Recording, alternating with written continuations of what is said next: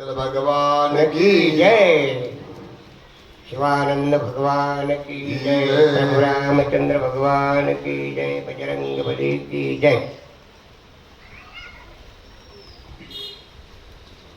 वक्रतुंड महाकाय सूर्यकोटि समप्रभ निर्विघ्नं कुरु मे देव सर्वकार्येषु सर्वदा अलंकापुरी पुण्यभूमी पवित्र जेथे नांदतो ज्ञान राजा सुभद्र तया आठविता महापुण्य राशी नमस्कार माझा सद्गुरु ज्ञानेश्वराशी. ओम नमो ज्ञानेश्वरा करुणा करा दयाळा तुमचा अनुग्रह लाभलो पावन झालो चराचरी. सर्व मंगल मांगल्ये शिवे सर्वार्थ साधिके शरणे त्र्यंबके गौरी नारायणी नमस्तुते. बोलावे नेटके ऐकावे सत्वाने करावे विचाराने कार्य सर्व हे. आज सालबाद प्रमाणे अखंड 13 वर्षापासून सुरू असलेला अखंड हरिनाम सप्ताह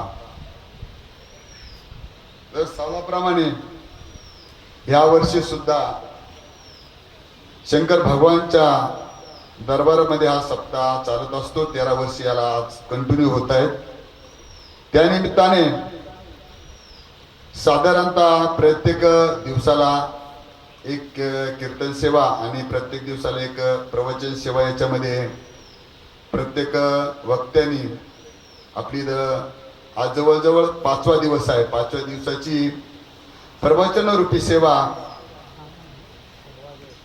6वा दिवस आहे. 6व्या दिवसाची प्रवचन रूपी सेवा आज माझ्याकडं 31 तारखेला आपल्या पवननगर स्टेडियम मध्ये एक पुण्यश्लोक अहिल्यादेवी होळकरांची जयंती होती. त्या जयंतीमध्ये आपले भाऊ घाडगे उर्फ दिनेश घाडगे यांची साऊंड सिस्टीम लावली होती. त्यानिमित्ताने तो सगळा कार्यक्रमाचा पूर्ण जबाबदारी माझ्याकडे त्यामध्ये होती. तर त्यावेळेस आमची गाठ झाली असता दिनेश भाऊ बोलले की काळे महाराज तुम्ही एक प्रवचन करणार का. संधी आली, संधी कधी सोडायची नसती असं करून मी त्या प्रवचनाला होकार दिला आणि त्यांनी मला हा 6वा दिवस माझ्याकडं आज प्रवचन रूपेसाठी आपण ती सेवा त्या माध्यमातून करणार आहोत.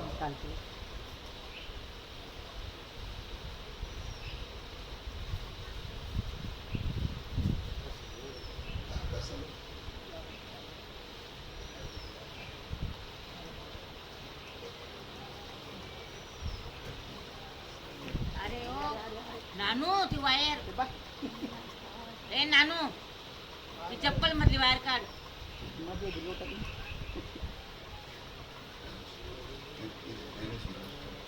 आपलं काही एवढं की जय.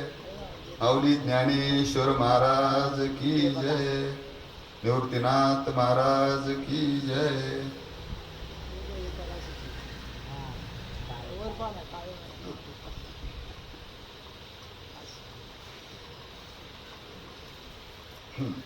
तर आपण आज प्रवचन सेवा माझ्यापर्यंत कशी आली या माध्यमातून आपण त्याचा विचार करत होतो.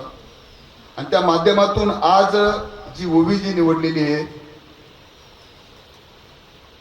ज्या ज्ञानेश्वर माऊलींनी नेवासा येथे सच्चिदानंद बाबांना जिवंत करून पैस कामाला खेटून ज्ञानेश्वरी त्यांनी सांगितली आणि सच्चिदानंद बाबांनी ज्ञानेश्वरीला त्या ज्ञानेश्वरी अमृत अनुभव असा या अमृत ज्ञानेश्वरी मधला हा ओवी आपण याच्यामध्ये घेतलेली आहे.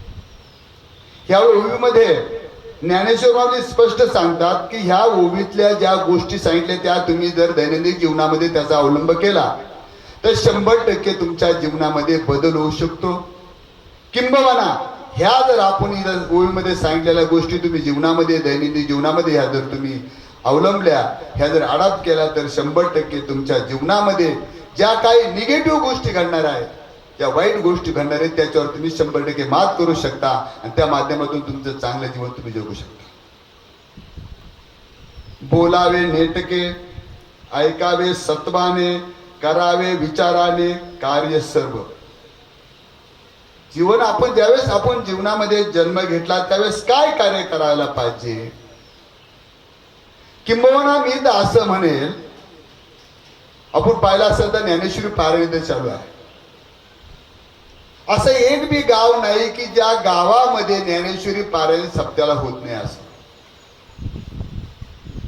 ज्ञानेश्वरी ग्रंथाचं पारायण का होतं की ज्ञानेश्वरीमध्ये ज्ञानेश्वरांनी जो सार दिलाय तो जीवनाचा सार त्या ज्ञानेश्वरीमध्ये दिलेला आहे. जीवन जगावं कसं, जीवनामध्ये काय करावं, काय करू नये, या सगळ्या गोष्टी जन्मापासून तर मृत्यूपर्यंत सगळ्या गोष्टी त्याच्यात एकदम करेक्ट आपल्याला दिलेल्या आहेत. आणि तो ग्रंथ एवढा सुंदर लिहिलाय, त्याच्यामध्ये एवढे वाङ्मय आहे की तो ग्रंथ आपल्याला वाचूशी वाटतो. मी तर असं म्हणेन आपलं जीवन सुद्धा एक असा ग्रंथ आहे. तो ग्रंथ तुम्ही असा तयार करा, असा तयार करा, आपल्या जीवनाकडे बी सगळ्यांनी पॉझिटिव्ह दृष्टिकोन ठेवून चांगला दृष्टिकोन या जीवनाकडे आपल्याकडे पाहिलं पाहिजे. आपला जीवनाचा ग्रंथ आपण ज्यावेळेस तयार करतो त्यावेळेस परमेश्वराने काही गोष्टी त्याच्या ताब्यात ठेवलेल्या आहेत आणि काही गोष्टी आपल्याला स्वतः त्याच्यामध्ये लिहायच्या आहेत. तर परमेश्वराने स्वतःच्या ताब्यामध्ये काय ठेवलंय, दोन गोष्टी ठेवलेल्या आहेत. पहिली गोष्ट असेल तर आपला जन्म आणि दुसरी गोष्ट असेल तर आपला मृत्यू. हे दोन पानं त्या आपल्या जीवनाच्या ग्रंथामध्ये परमेश्वराने लिहिले आहे. बाकी सगळे पानं कोरे आहेत. पण त्या कोऱ्या पानावर प्रत्येक पानावर काय लिहायचं, कसं लिहायचं, किती लिहायचं, काय काय लिहायचं, हे सगळी जबाबदारी तिने आपल्यावर टाकलेली आहे. मग तो ग्रंथ कसा बनवायचा, लोकांना हवासा वाटणारा बनवायचा की लोकांना नको नकोसा वाटणारा बनवायचा, ती सगळी जबाबदारी आपल्यावर टाकलेली आहे. तो ग्रंथ लिहायचा कसा, त्यामध्ये काय काय गोष्टी लिहिल्या गेल्या पाहिजे, याच या ओवीच्या माध्यमातून ज्ञानेश्वर माऊलीने आपल्याला सांगितलेलं आहे. पहिल्या ते काय बोलतात, बोलावे नेटके.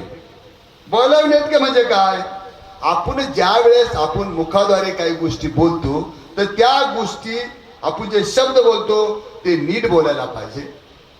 आपण मुखाद्वारे ते शब्द बोलतो तर स्पष्ट बोलायला पाहिजे. ते शब्द बोलताना समयसूत्रता असली पाहिजे. नवे तर ते शब्द योग्य वापरले पाहिजे. ह्या सगळ्या गोष्टी जर या पहिल्या याच्यामध्ये आपण जर आपल्या जीवनामध्ये अडॅप्ट केल्या तरी पुस्तक 100% चांगलं होऊ शकतं. तर काय या शब्दाचा ज्यावेळेस आपण वापर करतो त्यावेळेस कसा वापर केला पाहिजे, साचा आणि मवाळ मितुले परी रसाळ शब्द दैसे कल्लोळ अमृताचे. आपल्या तोंडातून शब्द कसे आले पाहिजे तर अमृतासारखे आले पाहिजे. म्हणजे आपल्याला कोणाला व्यर्थ आपल्याकडून बोललं गेलं नाही पाहिजे. आपण तोंडातून असे शब्द वापरले पाहिजे की आपला शब्द उच्चार जेव्हा तोंडातून होईल त्यावेळेस दुसऱ्याचं मन दुखवलं गेलं नाही पाहिजे. ही जबाबदारी आपण जर घेतली तर जीवनामध्ये तुम्ही बी सुखी होऊ शकता आणि किंबहुना ज्याच्याबद्दल आपण दोन शब्द सांगतोय बोलतोय त्याचं सुद्धा जीवन किंवा तो सुद्धा सुखी राहू शकतो किंवा त्याचं सुद्धा आपल्याबद्दल मन पॉझिटिव्ह चांगलं होऊ शकते. साच आणि मवाळ म्हणजे काय, माणसाने बोलावं. आता तुम्हाला एक गोष्ट मी आज सांगतो, हे जे तोंड आहे ना, ह्या तोंडामध्ये चांगल्या गोष्टी सुद्धा या तोंडामुळे वाईट होतात आणि वाईट गोष्टीमध्ये या तोंडामुळे चांगल्या होतात. म्हणून साज आणि मवाळ आपल्या तोंडामधून बोललं गेलं पाहिजे. म्हणजे माणसाने माणसाशी माणसाप्रमाणे वागावे, माणसाप्रमाणे बोलावे, माणसाप्रमाणे कृत्य करावे, माणसाप्रमाणे एकामेकाशी संभाषण करावे, बोलावे, कार्य करावे. उदाहरणार्थ मला जर तुमच्याशी एखादं संभाषण करायचे असेल तर मी सतत विविध जागृत ठेवून असं केलं पाहिजे की तुमच्या पुढं मी ज्या माणसाला बोलते त्या जागेवर मी स्वतः उभा आहे. जे मी वाक्य बोलणार आहे ते आपण स्वतःला बोलणार आहे. असं जर आपण सतत बुद्धीमधून आपण जर आपल्या तोंडातून वाक्य वापरलं तर किंबहुना मी असं म्हणेल की आपल्याकडून कुठल्याही माणसाला दुखल असं कुठलं वाक्य आपल्या मनातून होऊ शकत नाही. महत्वाचा विषय आहे. ह्या कलयुगामध्ये सतयुग गेलं, कलयुग. मी नेहमी माझ्या प्रवचनामध्ये कीर्तनामध्ये एक वाक्याचा उल्लेख असं करतो, एक कलयुग नसून कलयुग आहे. काय कलयुग? आज जर आपण सारासार विचार थोडा डुगड्या डोळ्याने या समाजामध्ये पाहायचा प्रयत्न केला तर कोणीच कोणासंग नीट बोलायला तयार नाही, कोणीच कोणासंग नीट वागायला तयार नाही, कोणीच कोणासंग चांगल्या दृष्टीने पाहायला तयार नाही. त्याचे परिणाम असे झाले, नको त्या गोष्टी या समाजामध्ये व्हायला लागल्या आणि नको ते प्रकार होत असल्यामुळे संवाद असा समाजामध्ये सात्विकता नष्ट झाली, भ्रष्ट झाली आणि क्रूरपणाचं प्रमाण याच्यामध्ये वाढलं. मी असं म्हणेल, सध्याच्या काळामध्ये 80 लोक 20% लोक परमार्थिक आहेत आणि 80% लोक नास्तिक आहे. नास्तिक म्हणजे काय? भजन न करणारे, पूजन न करणारे, देवाला न मानणारे अशी लोक 80%. परंतु आज परिस्थिती अशी झाली, लोकांची बोलण्याची एकमेकाची परिस्थिती चेंज झाल्यामुळं वातावरण सुद्धा चेंज झालं. आजच्या काळात जर आपण जर पाहिलं किती कठीण परिस्थिती या समाजावर पृथ्वीवर आलेली आहे.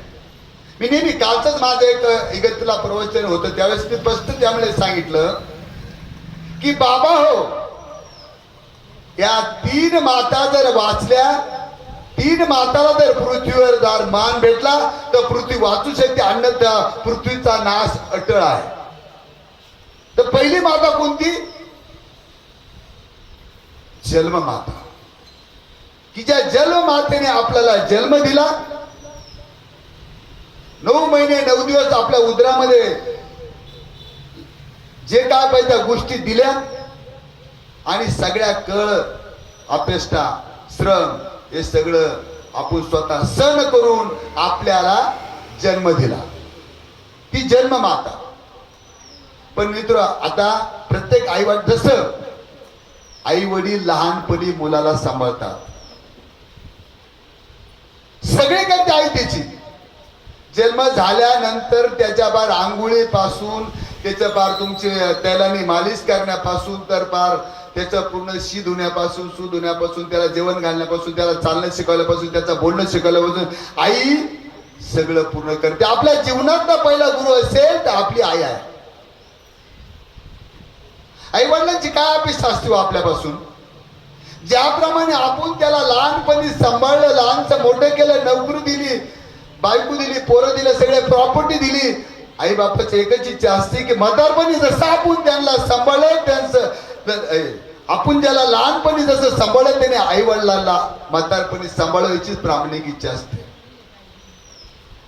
आई वडील आपल्याला कधीच कोणती गोष्ट मागत त्याची अपेक्षा बी नसते आपल्याकडून कोणत्या गोष्टी. फक्त जर समज मी कृषी अधिकारी संध्याकाळी आलो, माझी आई 92 वर्षाची आहे, संध्याकाळी मी आल्यानंतर फक्त आई तुला बरं वाटतं का, काय चाललं तुझं, बरं आहे का, एवढा शब्दच मी बोललो तर आईला दुसरं जेवण सुद्धा नको, एवढीच आमच्या आई वडिलांकडून मुलांकडून आई वडिलांची असते. आजची कंडिशन आपण जर पाहिली तर अनाथ आश्रमाचे प्रमाण आतामध्ये वाढत आहे नव्हते. अरे देश आपला सुफलाम सुफलाम झाला, देश पुढे गेला, देशाने प्रगती केली, मी म्हणतो बिलकुल प्रगती केली नाही. देश प्रगती केव्हा करेल? ज्या वेळेस या महाराष्ट्रातील भारताचे अनाथ आश्रम पूर्ण बंद होतील, त्यावेळेस असं म्हणत की मी आपल्या भारताची खरी प्रगती झाली. आई वडिलांना मला एक सांगा, कुठलाही शेतकऱ्याचा आई बाप कधीच आश्रमामध्ये नसतात. तर अनाथ आश्रमामध्ये वडील कोणाचे असतात, आई कोणाचे असतात? शिकलेले माणसं, डॉक्टर, इंजिनियर, ज्यांनी BSc MSc PhD केली त्या लोकांचे आई वडील आता अनाथ आश्रमात असतात माऊली. परंतु शेतकऱ्यांचे कधीच आई वडील आश्रमात नसतात. किंवा त्या आई वडिलांचे आशीर्वाद घेऊन शेतकऱ्याचा सुद्धा म्हणजे शेतकऱ्याचं कमीत कमी शेवट तरी व्यवस्थित होतोय. म्हणून आपल्या मुखातून असं वाक्य काढा की आपण आपल्या आई वडिलांना नाही तर समाजामध्ये सगळेच हे विश्वच माझे घर, ही कल्पना आपल्या मनामध्ये घ्या. हे सगळे माझे आई वडील आहेत, माझे भाऊ आहे, माझी बहीण आहे, बाप आहे माझा, हे तर असं समजून आपण प्रत्येकाशी वागलो आणि आपल्या मुखातून वाक्याचा उच्चार केला तर मी असं म्हणेल, एक सुद्धा या पृथ्वीवर माणूस एकामेकाचं वैर पूर्ण कमी होईल. आज काय परिस्थिती चालली. म्हणून जर वाक्य बोलायचं असेल, कोणतं बोला? साच आणि मवाळ बोला, अमृताप्रमाणे बोला. अमृताचे म्हणजे प्रत्यक्ष अमृत नाही, परंतु आमच्या वाणीमध्ये एवढं अमृत पाहिजे का आपण कोणाशी बोललं तर असं वाटलं पाहिजे बोलणं ऐकतच राहावं. पण समाजामध्ये आपण जेव्हा एक थोडंसं उदाहरण सांगतो तुम्हाला, मी प्रत्यक्ष अनुभवलेलं उदाहरण मी बोलणार तुम्हाला. मी विदर्भामध्ये BSc ॲग्री करत होतो. त्यावेळेस कॉलेजचंच लाईफ होतं, म्हणजे शेवटचं वर्ष होतं माझं. आणि मी ज्या कॉलनीमध्ये राहत होतो त्या कॉलनीमध्ये आई वडील एक मुलगा आनंदीने राहत होते. मुलगा काय जास्त मोठा नव्हता, साधारणतः 5-6 वर्षाचा मुलगा असेल. मला पुढे जायचंय, त्या मुलाने असं का बोललं ते मी पुढे सांगणार आहे. परंतु ज्यावेळेस मी त्याला विचारलं, अरे बाळा ही तुझी कोण आहे? कोण होतं ग? आई वडील आणि मुलगा. मुलाने काय बोलावं? ही माझ्या बापाची माझ्या पप्पाची बायको आहे. काय बोलला तो? ही माझ्या पप्पाची माझ्या वडिलांची बायको आहे. त्याला सांगायचं तेच होतं, माझी आई आहे.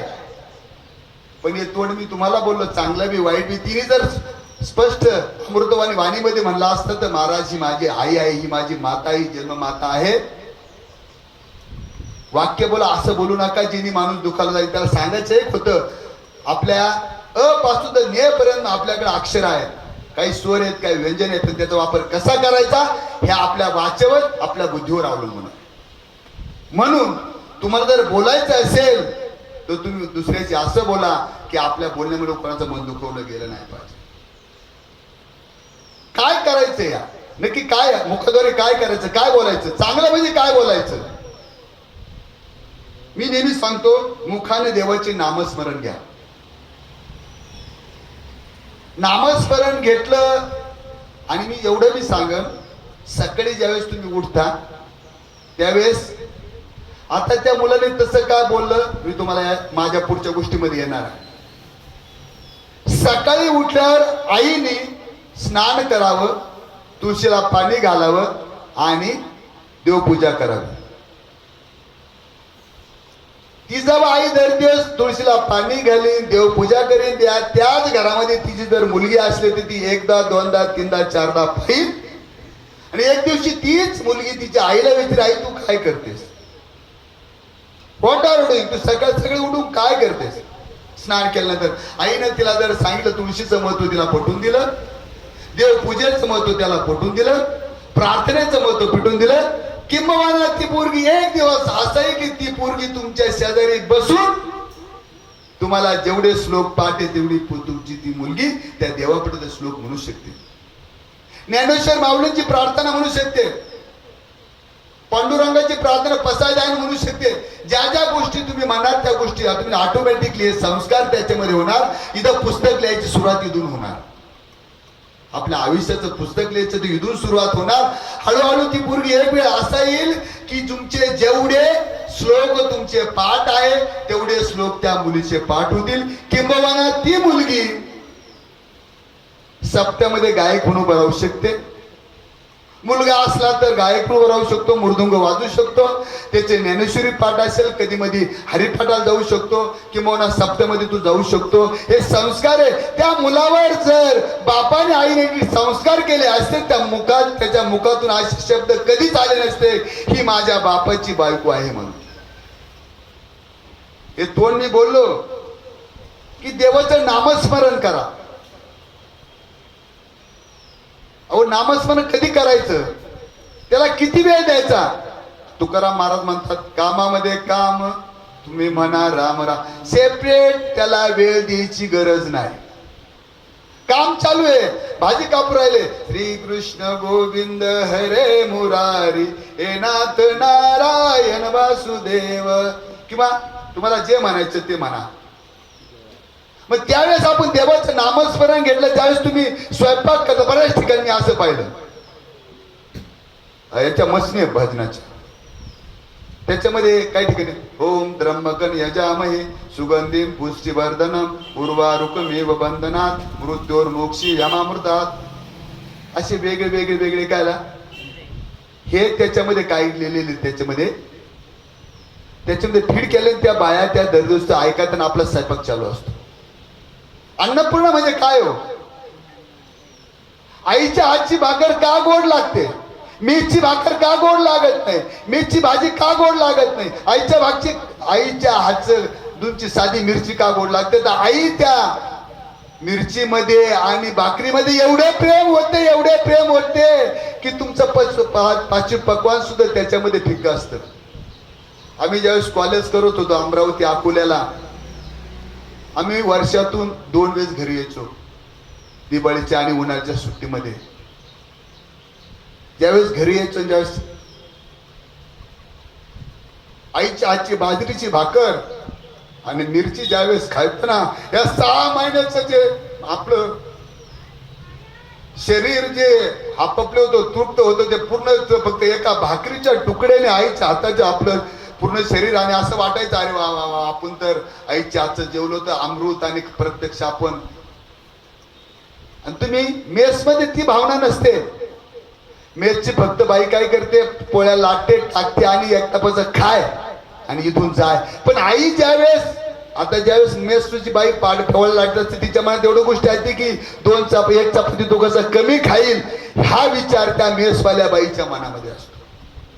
परंतु आईच्या वेळेस ज्यावेळेस मुलगा जेवत असतो त्यावेळेस आई त्याला आग्रह करते, बाळा थोडं घे ना, बाळा थोडं घे ना, बाळा थोडं घेणार. तर एवढं आईचं प्रेम त्या भाकरीमध्ये त्या मिरचीमध्ये असतं की जगात जी गोष्ट नाही ती गोष्ट तुम्हाला भाकरीमध्ये आणि त्या मिरचीमध्ये भेटते. म्हणून आईचं प्रेम तेवढं आहे, म्हणून ती भाकर चांगली आहे, तू गोड. म्हणून मी असं सांगेल का उठल्यानंतर देवाचं नामस्मरण करा. काम चालू आहे, कामामध्ये करा, सेपरेट वेळ देऊ नका. पण देवाच्या नामस्मरणाने काय होणार आहे? तुम्ही तर फ्रेश राहाल. आणि तुम्ही सकाळी जर भजन ऐकले त्याद्वारे तर त्याचं आपले दिवसभर तेच आपल्या डोक्यामध्ये राहतं. समज तुम्ही स्वयंपाक करताय त्याच्यामध्ये तुम्ही एखादं भजन, श्रीराम जय राम जय जय राम, श्रीराम जय राम जय जय राम, श्रीराम जय, तर आपण दिवसभरात तुम्हाला 100% मध्ये मध्ये जर तुम्हाला थोडा वेळ असला तर आपाप मनामध्ये येतं श्रीराम जय राम, मनामध्ये येतं. पण तुम्ही सकाळी उठून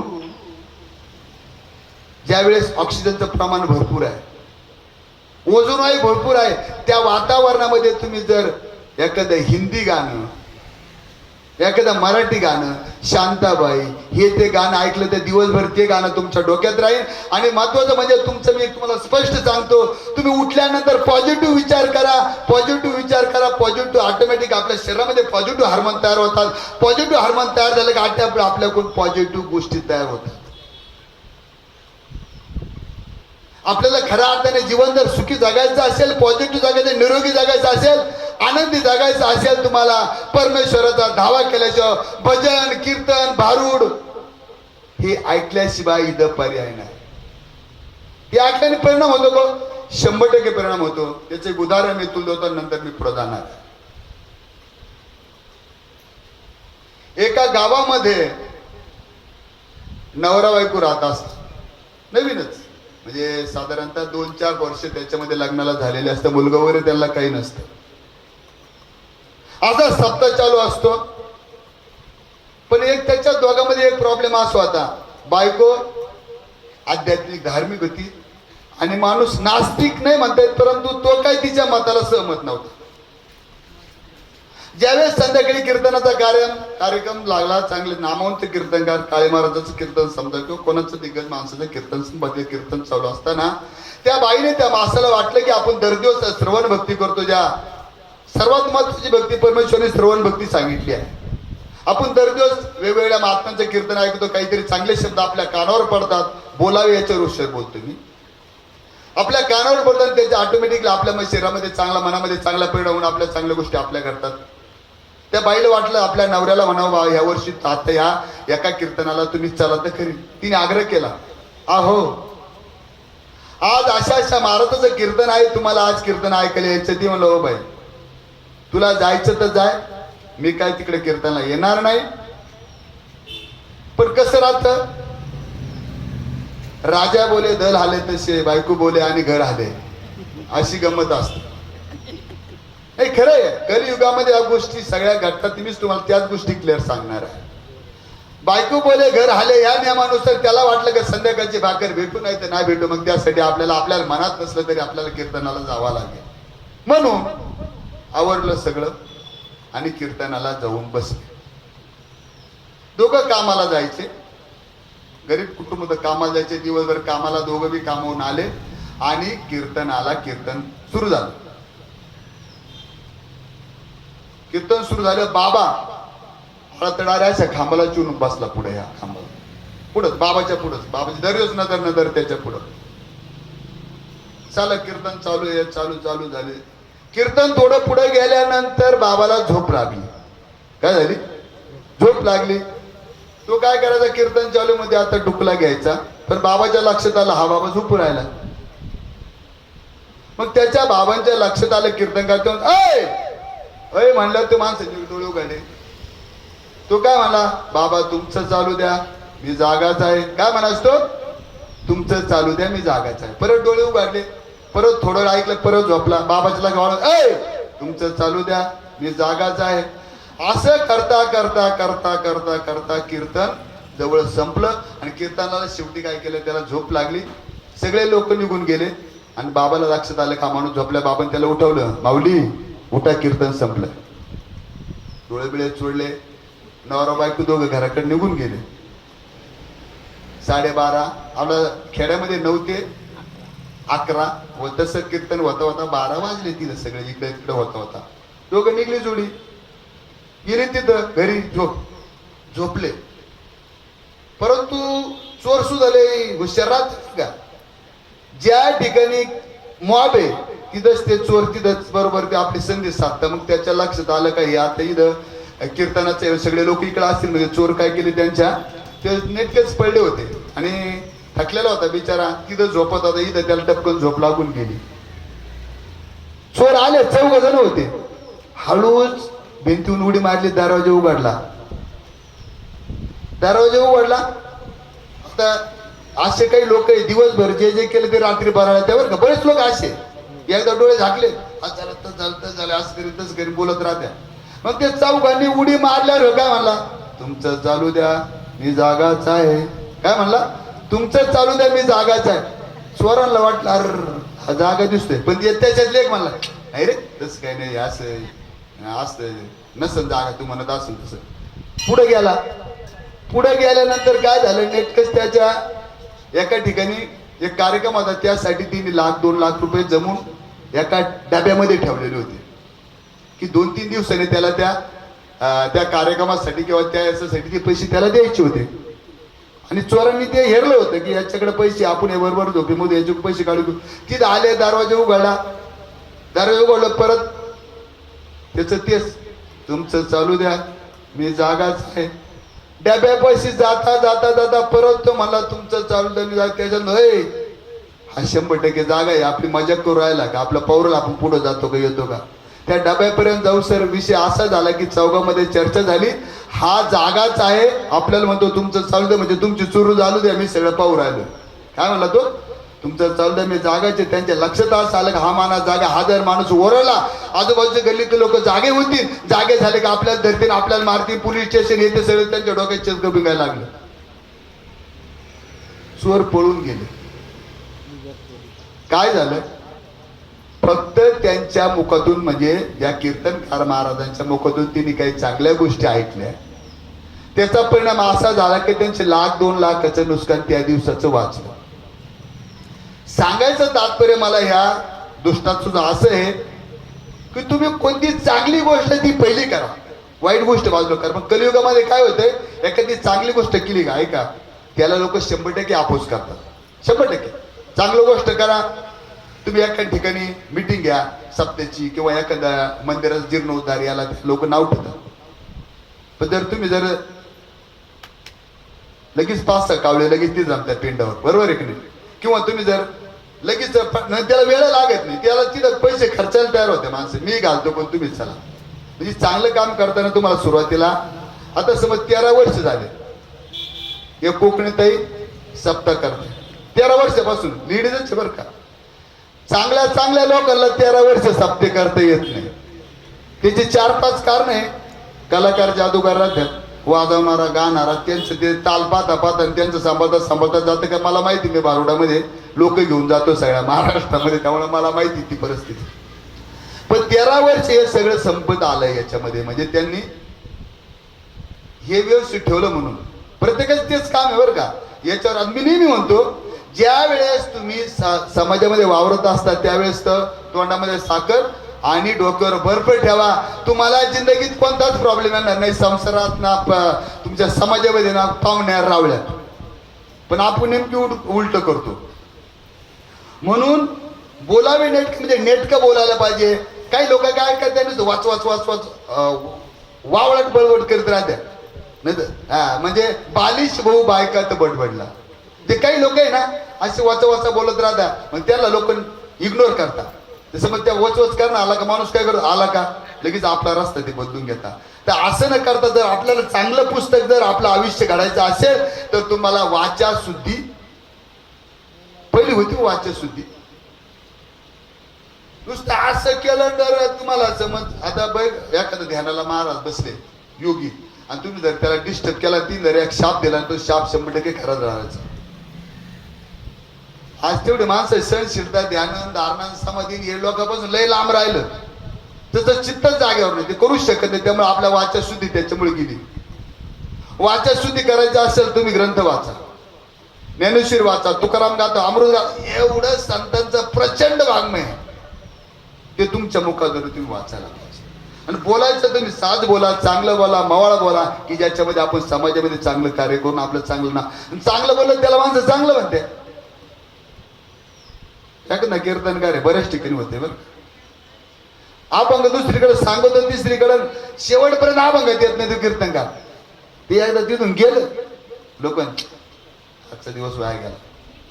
पण एखादा कीर्तनकार अभंगावर बोलला तर त्याला खरंच लोक त्या पुढच्या वर्षी याला बोलून घ्या, याचा अभ्यास चांगला आहे, वाचा चांगली आहे, वक्तृत्व चांगलं आहे. कोणतं ते त्याचं आपलं कोणतं कशी तिची वाचा साचाने मावाळ आहे, बोलणं व्यवस्थित आहे. मग त्याला माणूस बोलू द्या. म्हणून आपल्याला कम से कम कोणशी आपल्या संग बोललं पाहिजे, एवढं तरी माणसं नीट वागलं पाहिजे, तरच पुस्तक शिकलं.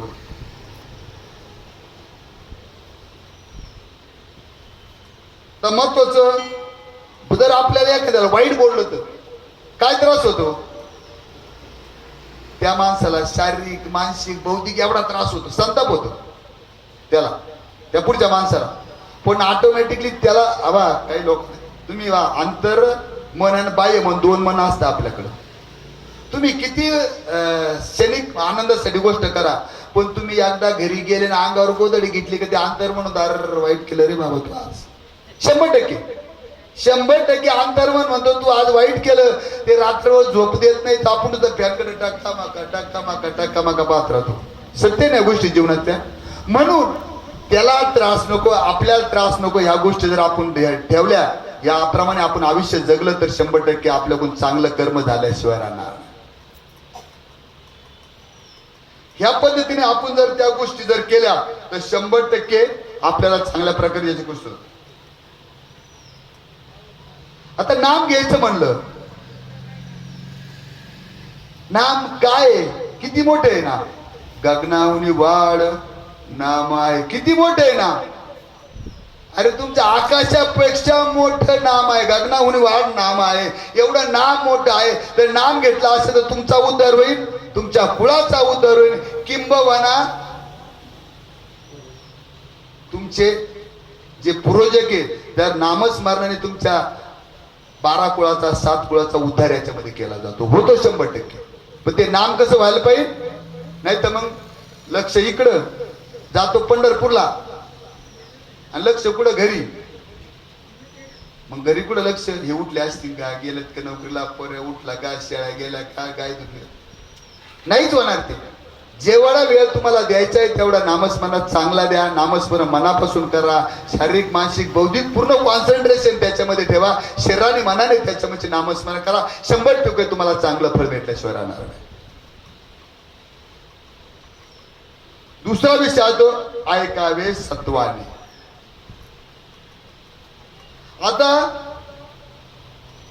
आता मला हे ऐकलंय की गांधीजींचे मला 3 माकड आठवले बरं का. हे ऐकावे बोलावे याच्यावरून तुम्ही जर पाहिले आपले धडा होते एक शाळेमध्ये गांधीच्या माकडाचा. एक माकड काय करते,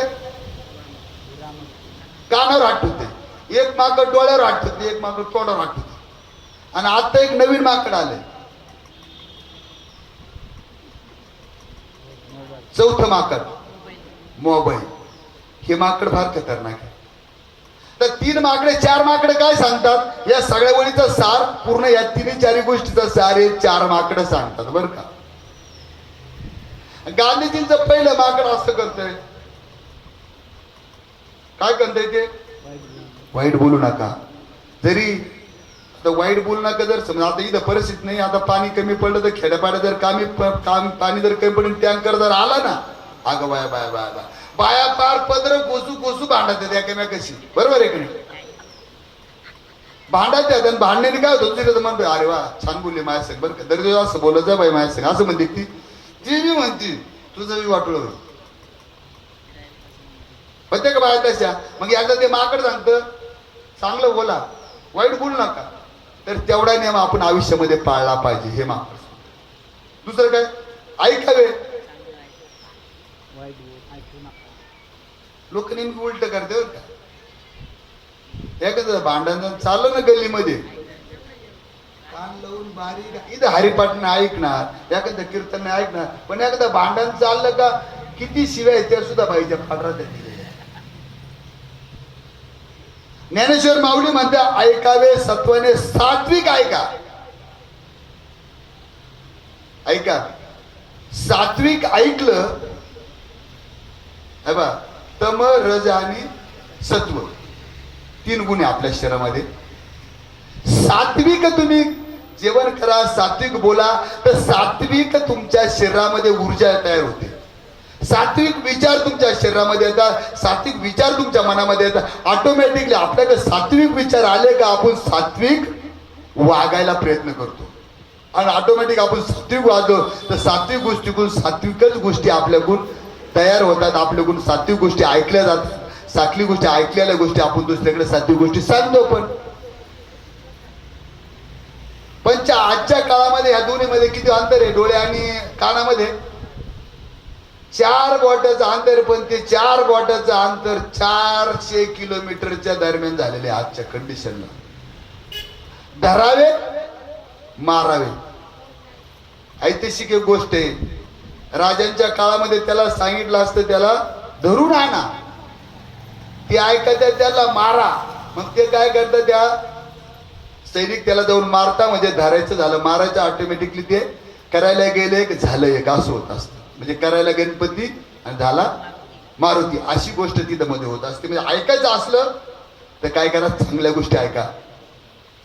आता हे जे आहे ते कानात घालायचं, ते लोक काय ऐकत तेच कळत नाही. ही ग्राउंडवर पाहतो मी, सकाळी येत असतो 6 वाजता, चालत्या अरे म्हणला येडा तरी माणूस, काय ऐकू जात नुसतं. हे नाही का बधीर लोक चालतात बोलत तसं बधीर, ते काय नको मग काय कोणला तर काय ऐकत असतो, मराठी गाणे ऐकत असतो, हिंदी गाणे ऐकत असतो, आणि तो तसं गाणे तसं चालतं तिथं याच्या रस्त्याने. पण मी होता ते ऐकूच नका ना. देवाने जन्म कशाला दिला, बोगस गोष्टी ऐकायला, बोगस गोष्टी पाहायला, बोगस गोष्टी बोलायला नाही. नाही नाही नाही. तुम्हाला जर तुमचं आयुष्याचं पुस्तक ज्ञानेश्वरी, तुकाराम गाथा, अमृतानुभव, कीर्तन, भजन, भारुडा असे पुस्तक तयार करायचे असले, वाटलं आपलं पुस्तक प्रत्येकाने वाचावं, तर तुम्हाला चांगल्या गोष्टीच ऐकाव्या लागतील. चांगल्या गोष्टी ऐकल्या तर ऑटोमॅटिकली चांगल्या गोष्टी आपल्या मुखातून दुसऱ्यापर्यंत जातील. आम्ही योगाचा वर्ग घेतो पहा. मी योगामध्ये मी काय केलं, प्राध्यापक झालो. योगाचे वर्ग नाही, माझं कॉलेज वगैरे चालू असतं, पण आम्ही नेमकी आमच्या पुढे जे साधक आहे त्यांना क्लिअर सांगतो, बाबा जे काय आहे ते इथंच क्लिअर करून घ्या. श्वास घ्यायचा का सोडायचा, रोखायचा, हे सगळं इथं शिकून घ्या कसे आसनं करा तसे ब्राह्मण. तुम्ही जर इथं चुकीच्या गोष्टी ऐकल्या, चुकीच्या गोष्टी केल्या, तर तुम्ही ऑटोमॅटिकली दुसऱ्या 4 माणसाला चुकीच्या गोष्टी सांगणार. एकाने 4 10 पुढच्या 10 करता एक वेळेस असं आहे की ते सगळ्या चुकीचा प्रचार तिकडे होईल. बदनाम कोण होईल? योगा बदनाम होईल, योग शिक्षक बदनाम होईल. तो बरोबर सांगत असतो. देव लय देतो आपल्याकडे, देव भरपूर देतो. सगळ्या विद्यार्थ्याला शिक्षक एकच सांगत असतो, एकाला 90 मार्क पडते, एकाला 35 पडते, एकाला 60 पडते, एकाला 80 पडते. काय कारण आहे? देव आपल्याला भरपूर देतो. देव देवासाठीच आहे, पण डायरेक्ट देव देत नाही. आधी काहीतरी घेतो मग देतो. का घेती? घेती तवा देशी ऐसा असती उदार. देव उदार आहे, देतोय. पण आपली चाळण, आपलं जे खाली घेतलेलं पांघरून, आपलं घेतलेलं उपारणं, आपलं घेतलेलं जे पात्र एवढं पक्क पाहिजे की देवाने दिल्या सगळ्या गोष्टी आपल्याला त्याच्यात घेता आलं पाहिजे. ते होतं ते पुराणाची गोष्ट आहे. त्याला आपण एक हे त्याला म्हणजे देव प्रसन्न झाले, त्याला सांगितलं तुला काय मागायचं ते माग.